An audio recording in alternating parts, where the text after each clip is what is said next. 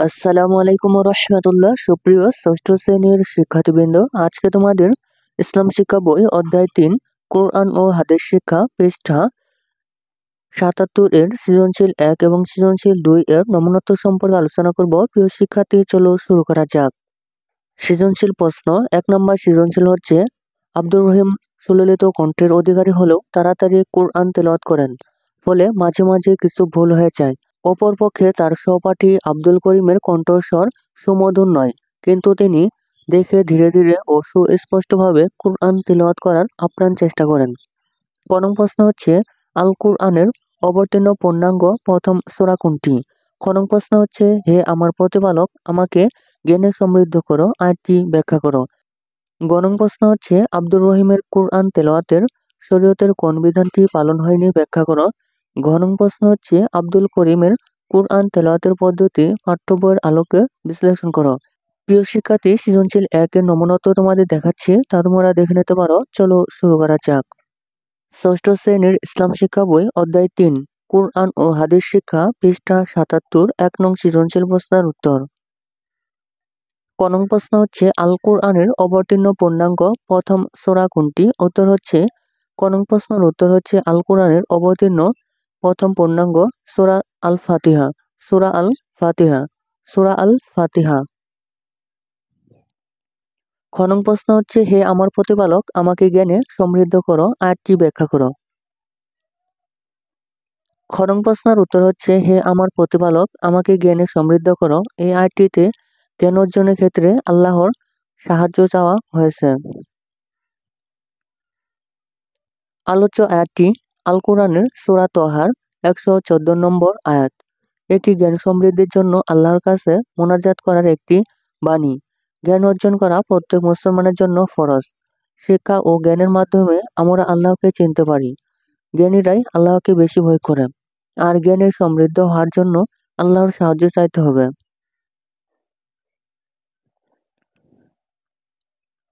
গ নং প্রশ্ন হচ্ছে, আব্দুর রহিমের কোরআন তেলাওয়াতে শরীয়তের কোন বিধানটি পালন হয়নি, ব্যাখ্যা করুন। গ নং প্রশ্নের উত্তর হচ্ছে, আব্দুর রহিমের তেলাওয়াতে তাসবিদের বিধানটি পালন করা হয়নি। তাসবিদ শব্দের অর্থ উত্তম বা সুন্দর করা। আল কোরআনের আয়াতসমূহকে সুন্দর ও শুদ্ধ করে পড়াকে তাসবিদ বলা হয়। অর্থাৎ আল কোরআনের প্রতিটি হরফকে মাখরাজ বা সিফাত অনুসারে বিশুদ্ধভাবে তেলাওয়াত করাই হচ্ছে তাসবিদ, যা আব্দুর রহিমের তেলাওয়াতের অনুপস্থিত। আব্দুর রহিম সুললিত কণ্ঠে কুরআন তেলাওয়াত করলেও তিনি তাসবিদের মাখরাজ এবং সিফাত অনুযায়ী কুরআন তেলাওয়াত করেন না। তিনি অশুদ্ধভাবে তাড়াতাড়ি তেলাওয়াত করেন। অশুদ্ধভাবে কুরআন তেলাওয়াত করলে গুনাহ হয়, সালাত শুদ্ধ হয় না। তাসবিদ সহকারে কুরআন পড়া ওয়াজিব বা আবশ্যক, কিন্তু আব্দুর রহিম তার তেলাওয়াতে তাসবিদের বিধানটি লঙ্ঘন করেছেন। ঘ নং প্রশ্ন হচ্ছে, আব্দুল করিমের কুরআন তেলাওয়াতের পদ্ধতিটি পাঠ্য বইয়ের আলোকে বিশ্লেষণ করো। ঘ নং প্রশ্নের উত্তর হচ্ছে, আব্দুল করিমের কুরআন তেলাওয়াতের পদ্ধতিটি একটি উত্তম ইবাদত। আল কোরআন দেখে দেখে পড়াকে নাজিরা তিলাওয়াত বলে। এটি একটি উত্তম ইবাদত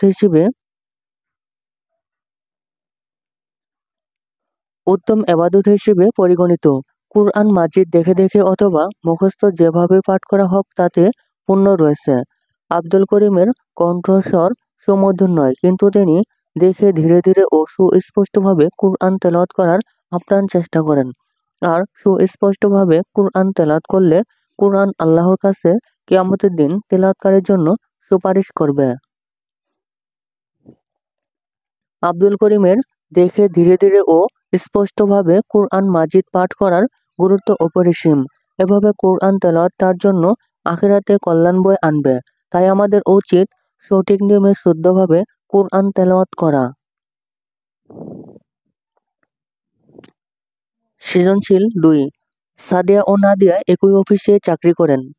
তাদের ঊর্ধ্বতন কর্মকর্তা উভয়কে ৬ মাসের জন্য একটি কাজের তালিকা দেন। তারা উভয়ে উক্ত কাজ যথাসময়ে সমাপ্ত করার প্রতিজ্ঞা করেন। সাদিয়া নির্ধারিত সময়ে কাজ শেষ করলে কর্তৃপক্ষ খুশি হয়ে তাকে পদোন্নতি প্রদান করেন, কিন্তু নাদিয়া যথাসময়ে কাজ শেষ করতে না পারায় তিরস্কারের শিকার হন। ফলে নাদিয়া সাদিয়াকে হিংসা করতে শুরু করলো। তখন সাদিয়া বলেন, পরহিংসা নরকবাস, যুগে যুগে সর্বনাশ। খনং প্রশ্ন হচ্ছে হাদিস শব্দের অর্থ কি? খনং প্রশ্ন হচ্ছে মাখরাজ বলতে কি বোঝায় ব্যাখ্যা করো। গণং প্রশ্ন হচ্ছে সাদিয়ার কর্মে কি প্রকাশ পেয়েছে পাঠ্য বইয়ের আলোকে ব্যাখ্যা করো। ঘনং প্রশ্ন হচ্ছে নাদিয়ার কর্মকাণ্ডের পরিণাম সংশ্লিষ্ট হাদিসের আলোকে বিশ্লেষণ করো। প্রিয় শিক্ষার্থী, সৃজনশীল 2 এর নমুনা তো তোমাদের দেখাচ্ছি, তা তোমরা দেখে নিতে পারো। চলো শুরু করা যাক। ষষ্ঠ শ্রেণীর ইসলাম শিক্ষা বই, অধ্যায় 3, কুরআন ও হাদিস শিক্ষা, পৃষ্ঠা 77, 2 নং সৃজনশীল প্রশ্নের উত্তর। ক নং প্রশ্ন হচ্ছে হাদিস শব্দের অর্থ কি? ক নং প্রশ্নের উত্তর হচ্ছে হাদিস শব্দের অর্থ কথা বা বাণী। হাদিস শব্দের অর্থ কথা বা বাণী। খ নং প্রশ্ন হচ্ছে মাখরাজ বলতে কি বোঝায় ব্যাখ্যা করো। খ নং প্রশ্নের উত্তর হচ্ছে মাখরাজ বলতে আরবি হরফসমূহ উচ্চারণের স্থানকে বোঝায়। মাখরাজ শব্দের অর্থ বের হওয়ার স্থান, উচ্চারণের স্থান। আরবি হরফ বা বর্ণ 29টি। এগুলো মুখের 17টি স্থান থেকে উচ্চারিত হয়। এই 17টি স্থানকে বলা হয় মাখরাজ। গ নং প্রশ্ন হচ্ছে সাদিয়ার কর্মে কি প্রকাশ পেয়েছে পাঠ্য বইয়ের আলোকে ব্যাখ্যা করো। গ নং প্রশ্নের উত্তর হচ্ছে সাদিয়ার কর্মে অঙ্গীকার রক্ষা করার বিষয়টি প্রকাশ পেয়েছে। অঙ্গীকার পালন করা বা কথা দিয়ে কথা রাখা নীতি নৈতিকতার গুরুত্বপূর্ণ অংশ। দৈনন্দিন জীবনে আমরা অনেকের সাথে নানা ধরনের অঙ্গীকার করে থাকি। সামাজিক শান্তির জন্য এসব অঙ্গীকার বা প্রতিশ্রুতি রক্ষা করা খুবই জরুরি। ইসলামে এর ওপর বিশেষ জোর দেওয়া হয়েছে, যা সাদিয়ার কাজে প্রকাশ পেয়েছে। সাদিয়াকে তার ঊর্ধ্বতন কর্মকর্তা 6 মাসের একটি কাজের তালিকা দেন। সাদিয়া উক্ত কাজ যথাসময়ে শেষ করার প্রতিজ্ঞা করেন এবং নির্ধারিত